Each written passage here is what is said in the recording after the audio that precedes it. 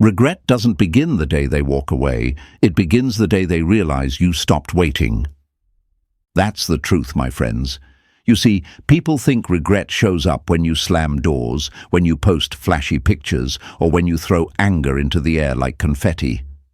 Number. Regret isn't loud. Regret is quiet. Regret comes creeping in like a shadow at night, slipping under the door when everything else gets silent. And today, I'm going to show you exactly when that shadow shows up in their life and why you don't have to chase it. Before we dive in, do yourself a favor. Hit that like button, subscribe to Brainify On, and lock in with us. Because if you've ever begged, pleaded, or found yourself replaying the same conversations in your head at 2 a.m., this is for you. Hey folks, imagine this. You're standing in the middle of a stage, spotlight burning down, crowd cheering, but suddenly you walk off. No drama, no explanation. You just walk away. At first, the crowd claps louder. They think you'll come back. They think it's part of the act. But as minutes turn into hours, they realize the show is over. That's regret. Not the noise, not the applause, but the silence after. And the person who left the stage wasn't weaker. It was stronger, calmer, and in control. My friends, here's the lie the world tells you, that the one who leaves first wins, that the one who makes the most noise wins, that the one who gets more attention wins. But Marcus Aurelius said it best. The best revenge is not to be like your enemy. You don't win by noise. You win by peace. You don't win by chasing. You win by standing still while they run in circles. Think about it. They thought you'd collapse without them, but instead you're standing taller. They thought silence would kill you, but instead it healed you. They thought your world would shrink, but instead it expanded. That's when the regret begins. Not when you cry, not when you scream, not when you throw stones at their glass house, but when you quietly start building your own castle brick by brick. And I know, folks, it's not easy. The temptation to break no contact is real. You want to check their profile. You want to send that just checking in text. You want to prove you're fine. But let me tell you, every time you chase, you stop the regret from forming. You become the safety net, and no one misses a safety net while they're still bouncing on it. They miss it only when they fall. Picture this. A tree that loses its leaves in the fall. At first, the tree looks bare, almost weak, but under the surface, the roots are digging deeper, storing strength, preparing for spring. That's you. They see you quiet, they think you're fading. But in reality, you're preparing, you're growing. And when spring comes, your glow, your calm, your strength, it'll be undeniable. And that's when the regret bites them hardest. So listen, my friends, this isn't about tricking anyone. This isn't about being cold, cruel, or fake. It's about choosing yourself. It's about standing still when they expect you to crawl. It's about building peace instead of building noise. Because the exact moment they start regretting losing you is the moment you stop proving your worth and start living it. Stay with me, because in the next steps I'll show you exactly how their psychology flips, stage by stage, until that regret becomes undeniable. For now, lock this into your mind. You don't force longing. You earn it by silence, strength, and consistency. Write it in the comments. Type it so the world sees it. I choose peace. Press that like button, hit subscribe, and stay with me, because this is about to get even deeper. 1. When pride turns into weight. At first, pride feels like armor, until it starts cutting into your own skin. My friends, let's break this open. When they first walk away, when they first slam the door, pride makes them feel 10 feet tall. Pride whispers, "I'm free now. I made the right choice. They'll miss me first." It pumps their chest up like a balloon, shiny, light, and floating high. But here's the truth about balloons. Leave them long enough and they start to sink. They wrinkle, they deflate, and that's exactly what pride does when it's left without fuel. At first it shields them, but soon it starts to suffocate them. Imagine them lying in bed, staring at the ceiling at 1 a.m. The first few nights, they're laughing, scrolling, chatting, convincing themselves life is better this way. But slowly, those little whispers sneak in. What if they're not waiting for me? What if they're actually okay? What if I didn't win? I just walked away from something real.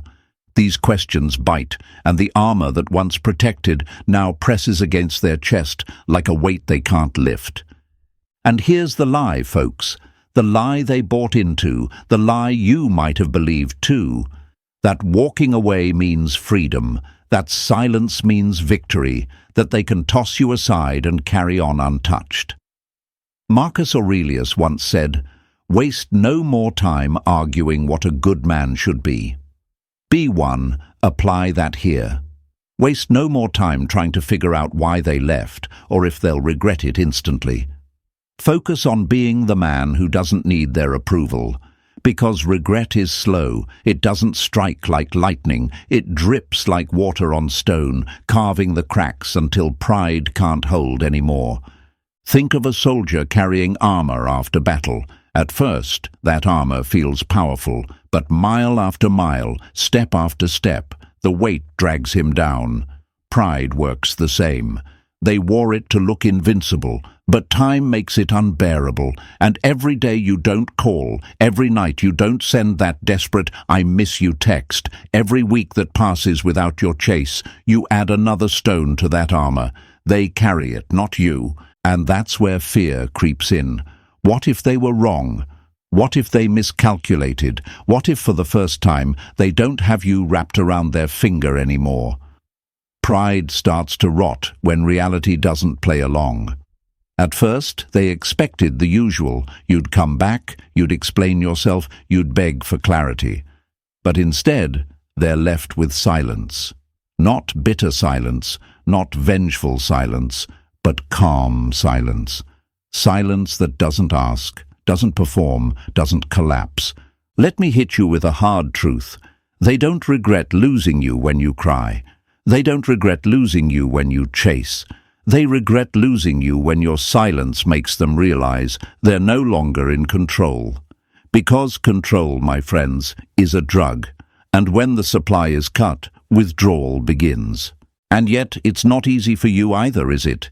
You feel the pull to check in, to remind them, to prove you're still there. You might even feel guilty, like your silence is cruel. But here's where you rise above. Cruelty is chasing when your soul is tired. Cruelty is begging when your dignity is on the line. Silence, when it's rooted in peace, is not cruelty, it's clarity. Picture this: a fire roaring bright because you keep tossing logs into it. The moment you stop feeding it, the flames begin to shrink. That's pride. It burns when you fuel it with attention, explanations, and apologies. But when you stop, the flames flicker, the smoke rises, and suddenly they're left in the cold. And this is why it's difficult, my friends, because their pride isn't the only thing in play. Yours is too. Your pride tells you to prove something, to show you're doing fine, to flex your life online, to make sure they see you glow. But here's the wisdom. You don't have to prove what you already are. If you are calm, you don't have to scream it. If you are growing, you don't have to post it. If you are strong, it will show without a single word. Seneca said, "He who is brave is free." Be brave enough to stay quiet. Be brave enough to let their pride crush itself. Be brave enough to choose peace instead of performance. Because here's the thing, regret doesn't live in the fireworks. It lives in the silence after. So, when does regret truly start? Right here. The moment their pride, once so shiny and tall, starts turning into a burden. The moment they realize the script doesn't play out the way they rehearsed. The moment their ego whispers, they'll be back, but their chest knows it's lying. And you, standing tall, calm, unbothered, that's the image running laps in their mind when they lay down at night. Not your tears, not your anger, your calmness. That's the exact point where the balance starts to shift. That's the moment the first cracks appear. And that's where your real power begins, not in controlling them, but in controlling yourself. So type it in the comments right now. I choose calm. Say it out loud if you have to. Write it so you remind yourself, and show the world around you. Because calm isn't weakness. Calm is controlled. Calm is strength. Calm is the beginning of their regret and your rebirth. Stay with me, because next we're going even deeper. We're going to uncover the next stage, the moment silence stops being just quiet and starts becoming the loudest thing they can hear. That's where the regret burns hotter, and that's what we're breaking down next. 2. When silence speaks louder than words. Never waste your words on ears that are committed to misunderstanding you. My friends, here's where the game shifts. At first, they expect noise. They expect the long texts, the midnight calls, the paragraphs that start with, "I just need you to understand." They expect the chase, because that's what always happened before. They expected you to fill the silence like plaster over cracks. But this time, silence. Not an empty silence, not a bitter silence, but a silence so calm it echoes. And that's what unsettles them most. Imagine walking into a room where a drum was always beating. For years, that rhythm was predictable, boom, boom, boom, comforting, even if annoying at times. And suddenly, one day, the drum stops. The silence feels heavy. You strain your ears for the beat, but there's nothing. The room feels bigger, emptier, scarier. That's what your absence does to them. It's not just the lack of words. It's the weight of no longer being predictable. You see, they thought silence would work in their favor. They thought they could pull back, and you'd panic. They thought their silence would be the hook, pulling you back to them. But when you didn't bite, when you didn't lunge for the bait, that silence flipped. Suddenly their quiet isn't power anymore. It's a void, and every void demands to be filled, yet you're not the one filling it anymore. That's when questions start gnawing. Why aren't they calling? Why aren't they breaking? Why does it feel heavier without their words than it ever did with them? The very silence they thought would control you now controls them, because silence, when it's steady, speaks louder than any speech. It says, "I am not waiting. I am not begging. I am not yours to control anymore." But let's be honest, folks. It's not easy for you. You feel that itch to text, that urge to break the silence first. You scroll through old photos, you type out a message, then delete it. You wonder if silence makes you look cold, distant, heartless. That's the trick. That's the lie. Silence is not heartlessness. Silence is discipline. Silence is dignity. Epictetus said, "It's not what happens to you, but how you react to it that matters." This is that moment. You don't react. You rise. Think of a storm. Thunder crashing, lightning splitting the sky, rain pounding. It's chaos, noise, fear. But then comes the eye of the storm. Calm, still, unmoving. That's what you are now. You don't have to out-yell the thunder. You become the eye. And that calm is far more terrifying to someone who expected you to shatter. Here's what really breaks them. Silence doesn't just starve their ego. It forces them to hear their own thoughts. When you were there, you absorbed their noise. You explained. You defended. You reassured. Without you, all that noise has nowhere to go. They're stuck alone with their doubts, their insecurities, their empty validation. And no one wants to sit in that room for long. And let's face it, they'll test you. They'll throw a half joke through a mutual friend. They'll like a very old post of yours. They'll toss out a just checking in message, pretending it's casual, but it's not casual. It's desperation disguised as casual. They're not reaching to reconnect. They're reaching to see if the silence is real, if you'll break it, if you'll give them the reassurance that they're still in control. This is where you must stay grounded.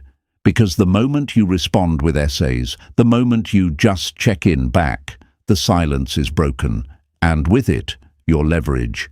Stay calm. Stay brief if you must respond at all. Don't feed the game. Remember, silence doesn't beg. Silence breathes. And I know, folks, I know this isn't easy. Your chest burns, your mind races. You want to prove you're fine. But proving is for the insecure. Living is for the grounded. Don't try to out-noise their noise. Don't try to outgame their games. Simply don't play. That's how silence becomes the loudest voice in the room. So what happens here? This is the moment when regret starts sharpening. Not full-blown yet, but sharp enough to scratch at their pride. Because silence strips them of the script. It's no longer a play they're directing, it's a void they can't control. And in that void, the first cracks of regret begin to echo. My friends, type this in the comments right now. I choose silence. Let it be your affirmation, your reminder, your shield. Show yourself, show the world that silence is not weakness, it's wisdom. And stay with me, because next we're stepping into the next stage. The moment when the attention they thought would replace you turns to static. When the crowd they chased becomes nothing but noise. That's where regret deepens, and that's where we're headed next. 3. When attention turns empty. Attention is not the same as connection, and noise is not the same as depth. My friends, here's where the mask begins to slip. At first, they thought the world outside of you was enough. They thought the likes, the comments, the new DMs would fill the gap. They thought replacing your presence with attention was proof of winning. And for a short while, it works. The phone lights up, the ego gets stroked, the laughter feels real enough to trick them. But then, slowly, that attention starts sounding hollow, like clapping in an empty stadium. Imagine drinking salt water. At first, it quenches something. You trick yourself into thinking it's working, but the more you drink, the thirstier you get. That's what attention does without substance. It feels good for a second, but it leaves them emptier than before.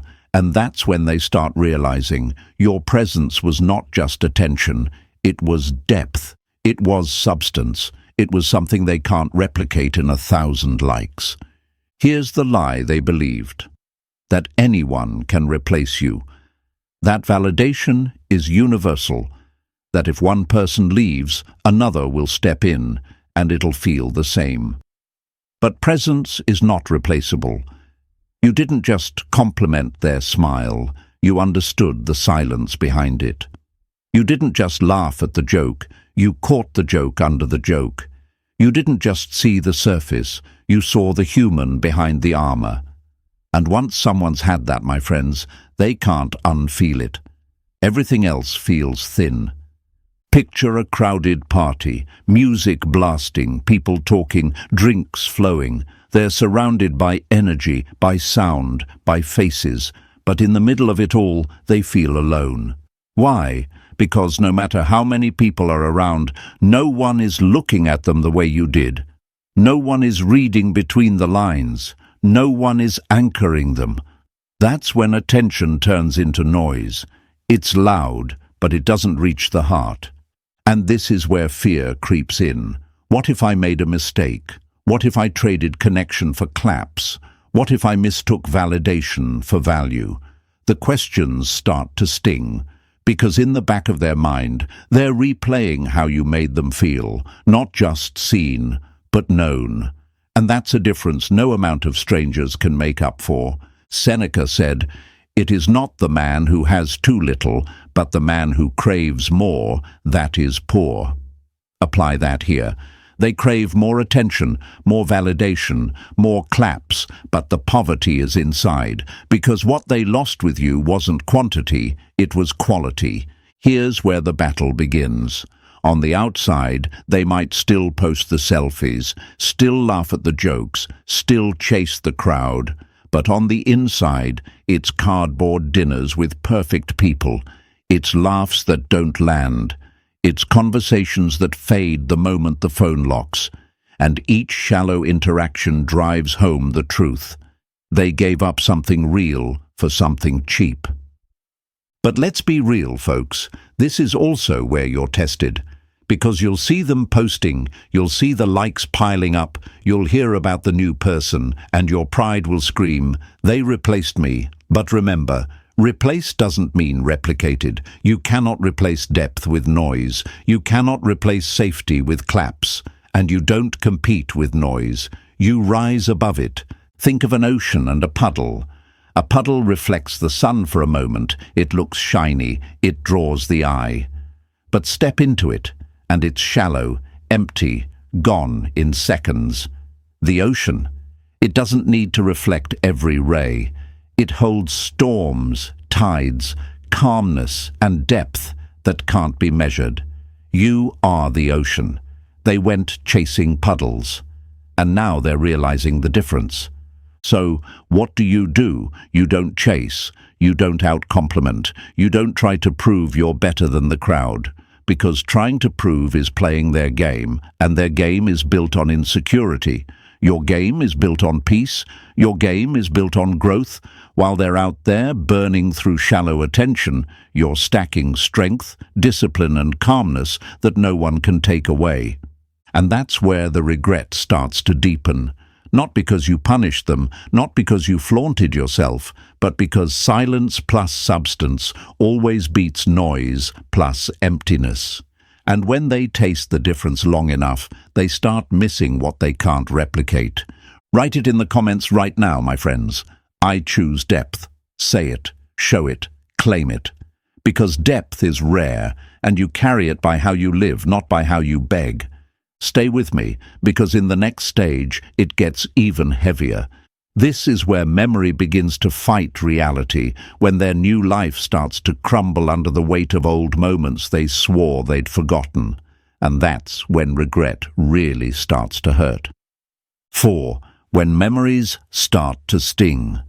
The body keeps score, even when the mind swears it's moved on. My friends, here's where things start shifting from noise to nostalgia.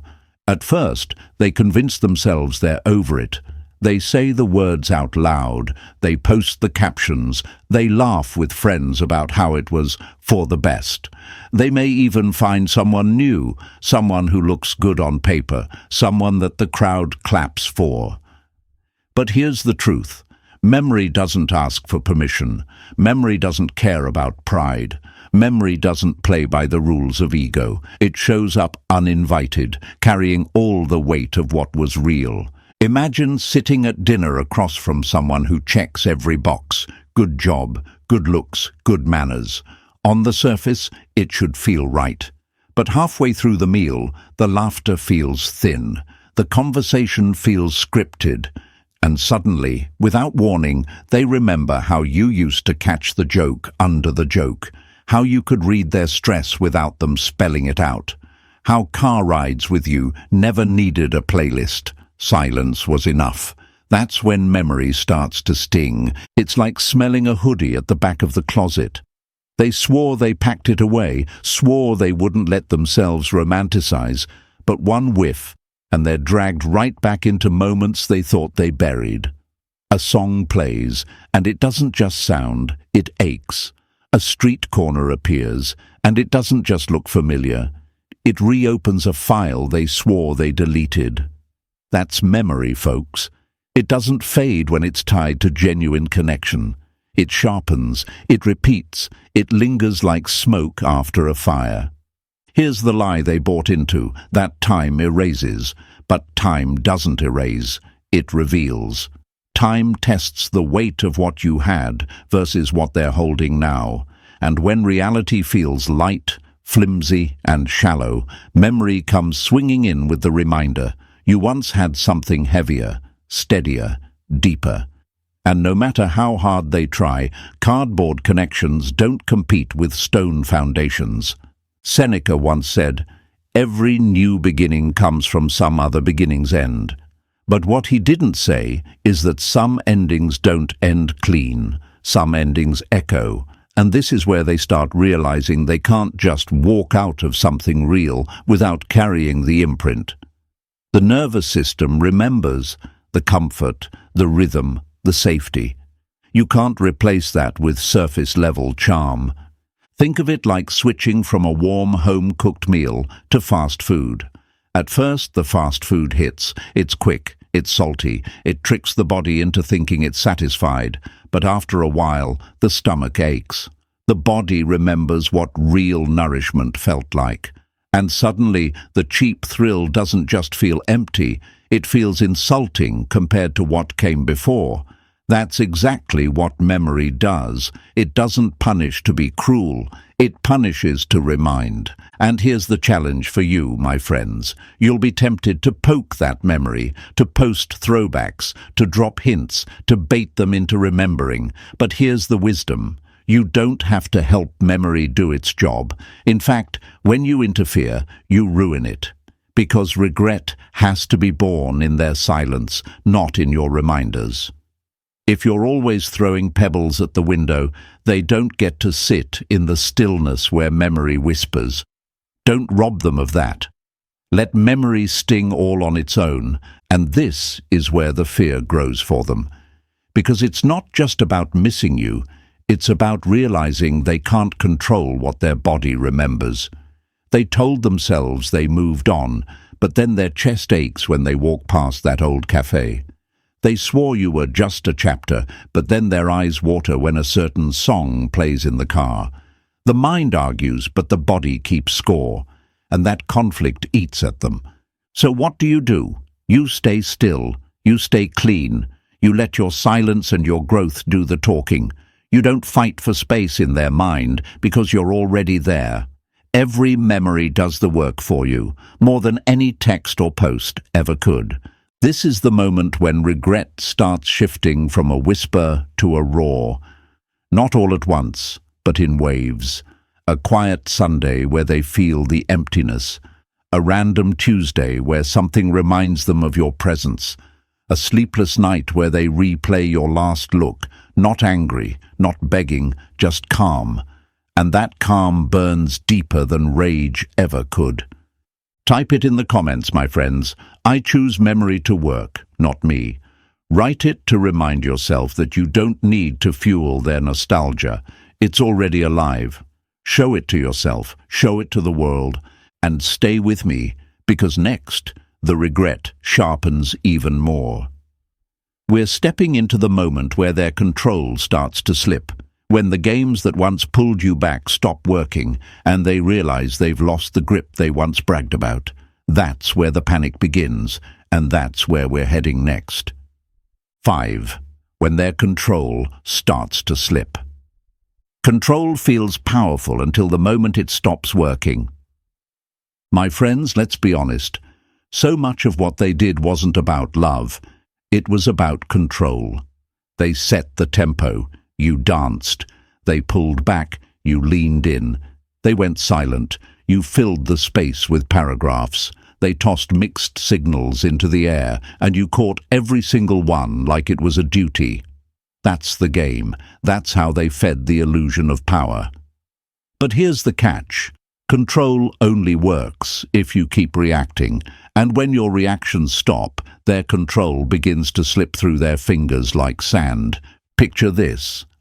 A puppeteer pulls the strings, making the puppet dance. The crowd claps. The puppeteer smirks. But suddenly, the strings loosen. The puppet doesn't move. The puppeteer yanks harder, but nothing happens. The crowd goes quiet. What once looked like mastery now looks like desperation. That's exactly what happens here. The moment you stop dancing, their sense of control collapses, and it terrifies them. At first, they'll test it. They'll poke. They'll drop a half-hearted, "How are you?" text. They'll like a picture from 3 months ago. They'll post something aimed at you but vague enough to deny. They're not reaching because they miss you. They're reaching to test if the strings still work. And when they don't, when your silence stays steady, that's when panic sets in. Here's the lie they lived on, that you'd always be there, that no matter what they did, no matter how hard they pushed, you'd bend. And for a long time, maybe you did. But the day you stopped, the day you refused to play tug-of-war, that's the day their lies started unraveling. Marcus Aurelius said, "You have power over your mind, not outside events. Realize this, and you will find strength." That's what you're doing now. You're no longer trying to control them, you're controlling yourself. And that's a shift they can't handle. Think of silence as a mirror. They push, but instead of you reacting, they see themselves. They post to get your attention, but the likes feel empty when you're not one of them. They try to trigger jealousy, but your calm response, or no response at all, feels like a slap in the face. Because what hurts most isn't your anger, it's your indifference. Anger still means you care. Indifference means they don't matter. And that realization cuts deeper than any insult ever could. And this is where the fear grows for them. What if I don't have the same hold anymore? What if they're actually moving on? What if the silence isn't a trick but the new standard? These questions torment them because suddenly the script is broken, the game doesn't work. The control they bragged about is gone, and what's left? Regret. Heavy, biting regret. But let's be clear, it's not easy for you either. This stage is dangerous because their mixed signals can pull at your emotions. That random "hope you're well" message feels harmless, but it's bait. That like on an old post feels flattering, but it's bait. That vague story meant for you feels personal, but it's bait. And if you bite, if you break your steady calm, the control swings back in their favor. Don't give them that. Instead, remember this. Control is a game of reaction, and the less you react, the weaker the game becomes. Think of it like a chess match. For years, they made the moves and you responded. But now, you've stepped back from the board. They slam the pieces, but you don't sit down to play.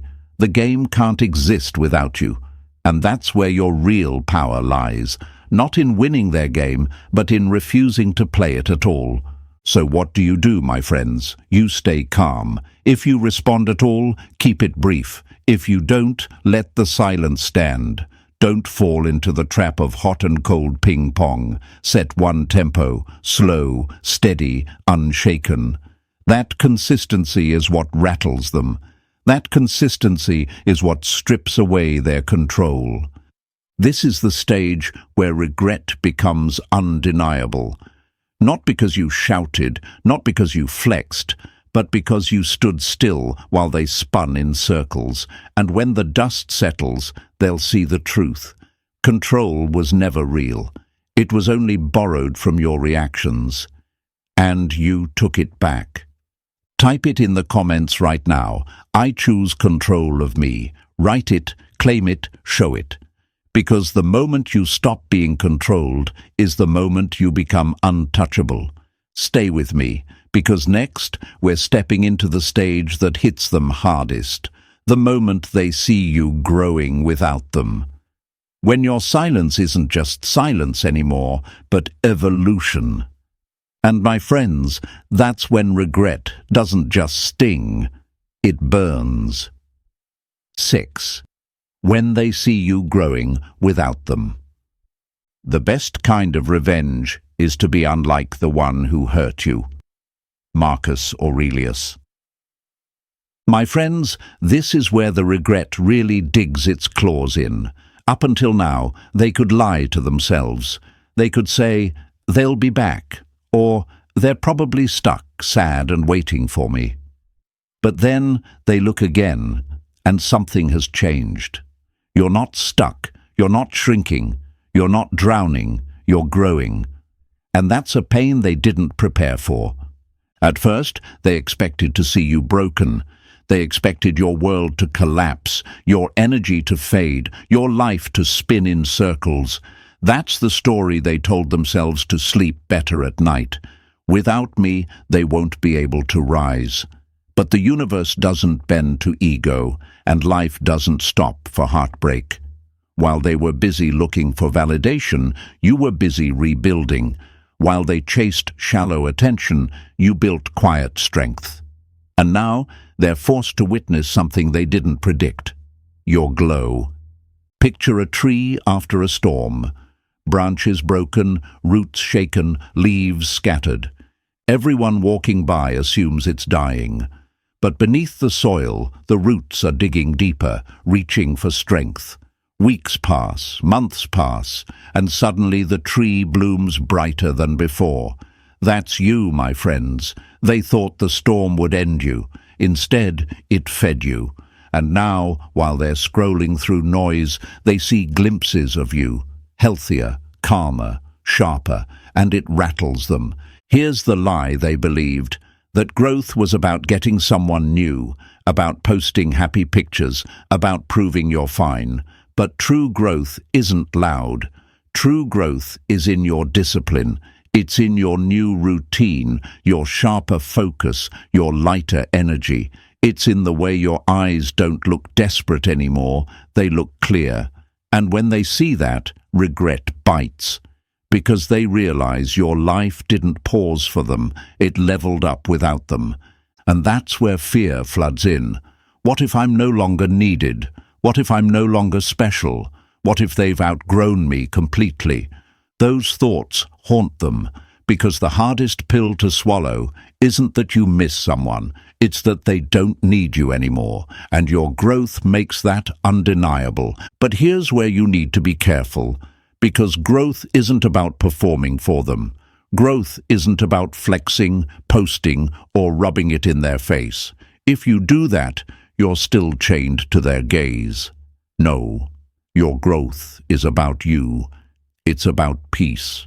It's about building a life so steady that whether they watch or not, it keeps moving forward. Seneca said, "A gem cannot be polished without friction, nor a man perfected without trials." This was your trial, and now you're shining. Not to punish them, to free yourself. Think of scarcity. When something is everywhere, it's ignored. When something becomes rare, it becomes valuable. Your time, your energy, your attention, they used to take it for granted because it was always available. But now, your energy is scarce. Not because you're withholding it, but because you're pouring it into yourself, into better sleep, better health, better habits, better people. And scarcity, when it's real, creates a different kind of pull. That's why regret bites so deeply here.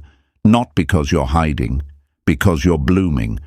And yes, they'll notice. They'll see the lighter look on your face. They'll see the strength in your body, the confidence in your step, the calmness in your tone. And they'll realize they lost not the broken version of you, but the version of you who was just about to rise. They didn't walk away from weakness. They walked away from becoming witness to your strength. And that thought will keep them up at night. But let me be clear, folks. It won't always be easy for you. Growth hurts.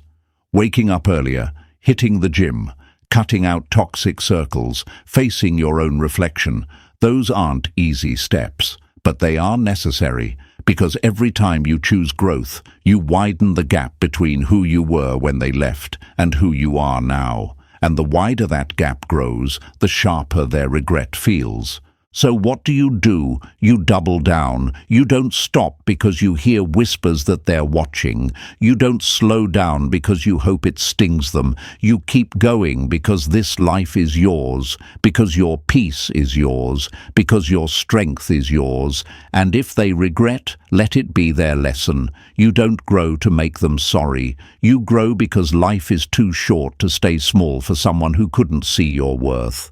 This is the moment regret shifts from a quiet whisper to a heavy ache. Because they don't just see who you were, they see who you're becoming, and they know they're not part of that story anymore. Type it in the comments right now. I choose growth. Write it for yourself. Write it so the world sees it. Write it so you never forget. Your life is your message, and your growth is your answer. Stay with me, because next we're stepping into one of the heaviest realizations of all. When they come face to face with something they can't replicate, can't fake, can't buy, the safety you once gave them. And that's when regret doesn't just sting, it breaks them wide open. 7. When they feel the irreplaceable safety you provided. Anyone can copy your style, but no one can copy your presence. My friends, here's where regret changes from a sting into a wound. Up until this point, they've been convincing themselves that what they have now is enough. They told themselves attention would fill the void. They told themselves new company would erase the memories. They told themselves control was still in their hands. But now, something heavier creeps in. The realization that what they lost wasn't style, wasn't surface, wasn't convenience. It was safety, and safety once felt cannot be faked by anyone else. Think about it. Anyone can buy new clothes. Anyone can tell sweet words. Anyone can take them out to a nice dinner. But not everyone can make their soul exhale. Not everyone can make them feel like they're home when the world outside is chaos. And that's what you once gave them. Not fireworks, not showmanship, but a steady fire in the fireplace when storms raged outside. That's the peace they can't replicate, and it gnaws at them more than anything else. Imagine this. They're with someone new. On the surface, everything looks right. The selfies, the vacations, the social media smiles, it all paints the picture. But when the noise dies down, when the music stops, when the conversation hits a quiet spot, something inside them tenses. Because what you once gave them in silence, they now can't find even in a crowd. That steady calmness you carried, the way you didn't panic in storms, the way you listened without trying to fix, the way you owned your faults without begging for forgiveness, that energy is rare. It's not trendy, it's not flashy, it's timeless, and they feel the difference. Here's the lie they believed, that safety is easy to replace, that all it takes is charm or attraction or a little bit of chemistry. But real safety isn't built overnight. Real safety is built inch by inch, moment by moment, through consistency. Through late-night talks that went deeper than surface. Through Sundays where no words were needed because presence was enough. Through mistakes that didn't end in explosions, but in calm understanding. And when they try to recreate that with someone new, they realize chemistry isn't safety, fun isn't safe, attraction isn't safe, safety is earned, not manufactured. Seneca said, "It is not that we have a short time to live, but that we waste much of it." Apply that here. They wasted the safety you gave them, thinking it was easy to find again. And now time shows them the truth. It wasn't wasted because it was small, it was wasted because they didn't value it while it was there. That's the sharp edge of regret, my friends. Not just missing you, but realizing they may never feel that safe again. And this is where their mind starts to spiral. What if I never find that again? What if no one else gets me like that? What if I walked away from the only place I ever truly felt steady? These questions don't just sting, they torment. Because once the body has known calm, chaos feels unbearable. Once the soul has known home, every other place feels like a hotel. Nice for a night, but never yours. But let's talk about you for a second. This is where your challenge begins. Because when they feel this, and maybe even reach out, it will be tempting to rush back, to prove you can still be that safe place for them. But here's the wisdom. You don't weaponize safety. You don't offer it like bait. You don't dangle it to make them crawl. If they reach out honestly, if it's true without games, you can hear them. But if it's manipulation, if it's more testing, if it's more push-pull, you don't play. Your calm is not a toy. Your peace is not a prize to be dangled. Think of a lighthouse. Ships see its light and feel safe knowing where the rocks are. But the lighthouse doesn't move for every passing boat. It doesn't beg the ships to notice. It simply stands tall, steady, shining, whether they value it or not. That's you.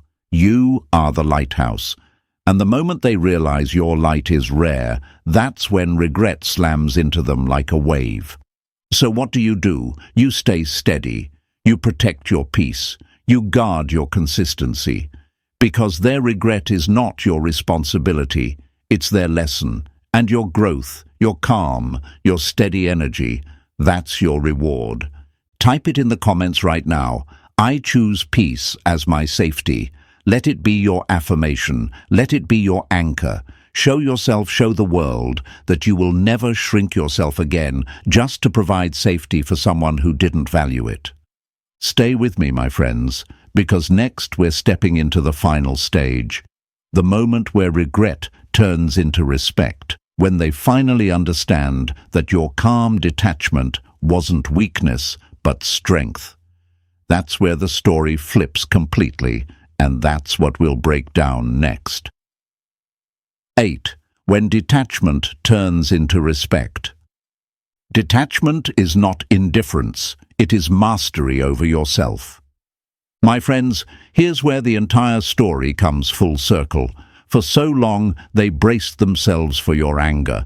They expected the rant, the pity posts, the desperate attempts to prove you're happy without them. That's what most people do after a loss. They swing wild. They try to win with noise. But you did the opposite. You didn't erase them. You released them. You didn't perform. You progressed. You didn't chase revenge. You chose peace. And that calm detachment hit harder than anything else could. At first, they thought silence was just a stunt. They told themselves you were pretending, that eventually you'd crack. But weeks turned into months, and instead of breaking, you became steadier. Instead of looking bitter, you looked lighter. Instead of shrinking, you started growing. And that's when something shifted inside of them. For the first time, regret stopped being about missing you and started being about respecting you. Because here's the truth, anyone can throw a tantrum, anyone can fake moving on, but few people can stand still, silent, consistent and calm while rebuilding themselves from the inside out. That, my friends, is rare. That's strength. That's what turns their regret into respect. They don't just miss you. They admire the way you carried yourself without them. And maybe they'll never say it out loud. Maybe you'll never hear the words.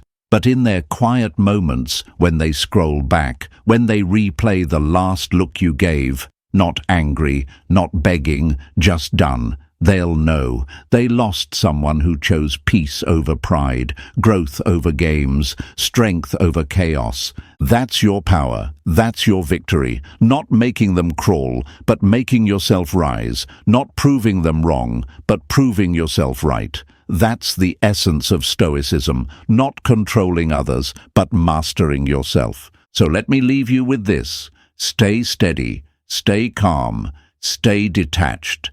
Because the moment you choose yourself, regret becomes their shadow, and respect becomes your crown. Type it in the comments right now. I choose peace. Hit that like button, subscribe to Brainify On, and share this with a friend who keeps breaking no contact on day 3. Stay with me, because this journey doesn't end here. It only gets deeper.